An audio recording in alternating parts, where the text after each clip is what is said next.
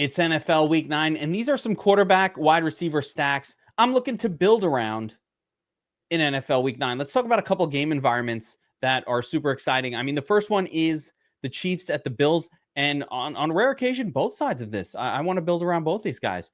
Josh Allen's been spectacular. Josh Allen's one of these quarterbacks that you don't always need to stack. He kind of almost rarely brings a pass catcher along with him, but this could be an exception game. I think if this game pops to the upside and gets crazy, this is where Allen can shine and carry a couple of his wide receivers with him. So core stack number one, with Josh Allen, you can't really only choose one. It could be Kincaid, but I'm going with Allen and Coleman as my primary. I like the price point on Keon Coleman, and he hasn't been doing a whole lot. He gets, this mediocre amount of targets most weeks. Had that spike in week 1. But I do like how much he's used in the red zone. He is an end zone target. So I'm going to go with Allen to Keon Coleman with my first key stack, but allowing for the fact that Josh Allen is totally playable, either naked or with Kincaid or even Khalil Shakir. Totally fine. All right. For stack number 2, we're sticking with this game, but going to the other side of it with Pat Mahomes. Now, Pat Mahomes is a lot easier to figure out, right? He's been spectacular, by the way. 25, 26, 31, 30, 27. Every single week, he's putting up a big enough number to pretty much pay off on the 7K price point. 742. Yeah, I mean, he's averaging right around 4x his current salary. Now, that doesn't matter as much for quarterbacks. We really need raw score here, like 25. He needs to do better than that. But I think this game is one of those games that has the possibility of really popping this week. So Mahomes primarily should be stacked with Rashee Rice. Rice is already a really good play. He's the primary target right now, 10 targets, 9 targets over the past 2 weeks. So it would primarily be Rashee Rice for me, with a nod to pretty much anyone else. Hollywood Brown, if he plays. Xavier Worthy has some interest, and Travis Kelce is coming off his best game of the season. So it could be any one of those guys, but I'm going to go with Mahomes to Rice. And I don't mind in the Mahomes lineups. I'm not in love with bringing it back. Actually, I'm not really in love with bringing him back with a piece from the Bills, but I don't mind, and I actually really like bringing back a piece from the Chiefs in that Bills Josh Allen lineup. So I'm also cool with kind of stacking Josh Allen with Rashee Rice or some piece from the Chiefs. We already have a lot of Kareem Hunt in those. That'll happen anyway.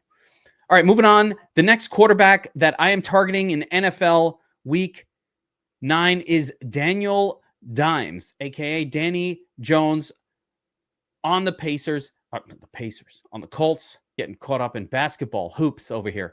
But Jones has been really good at times, but he's been getting vultured a ton by Jonathan Taylor. Now, that could happen again this week. It's always going to be a risk with Jones because Taylor is so dominant right now that he's just eating all the touchdowns. But Jones is getting his as well, and I really like this matchup against the Steelers. It's really close, high-scoring affair, according to the odds makers.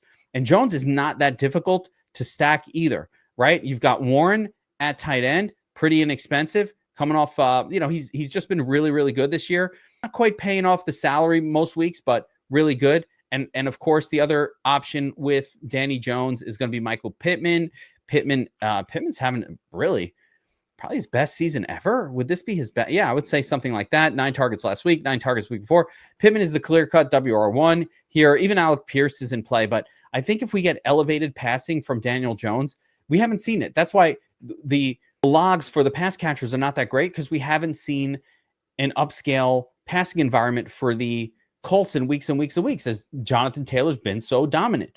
If the Steelers can slow Taylor down at home, the Steelers are at home, I think it's going to force Jones to throw more than he normally does and produce an outside score for the Colts.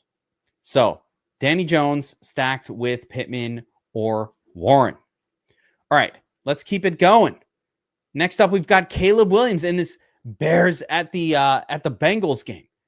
Caleb, not one of my favorites. Tournament only in terms of like he has no consistency. I'm not sure if he's good. Like sometimes he looks good, but other times he looks terrible. Like he can't see the field. So I'm not sure. I think the talent is there. I think it's going to click for him at some point or not, but it probably should click at some point. I think his issues are much more mental mistakes for the most part right now. So I just keep going back to it, right? Odunze, I already like Odunze this week. I already like him as a strong build-around piece. So I'm going to stack up Caleb with Rome Odunze.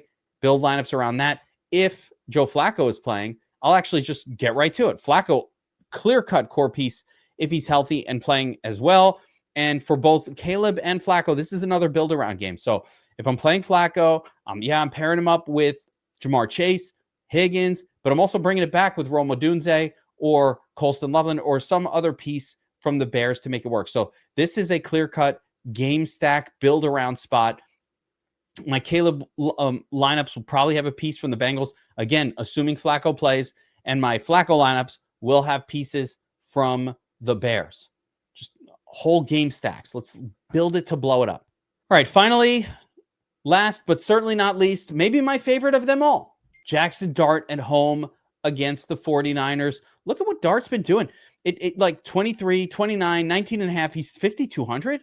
His worst score is 4X that price point. That's why I like it so much.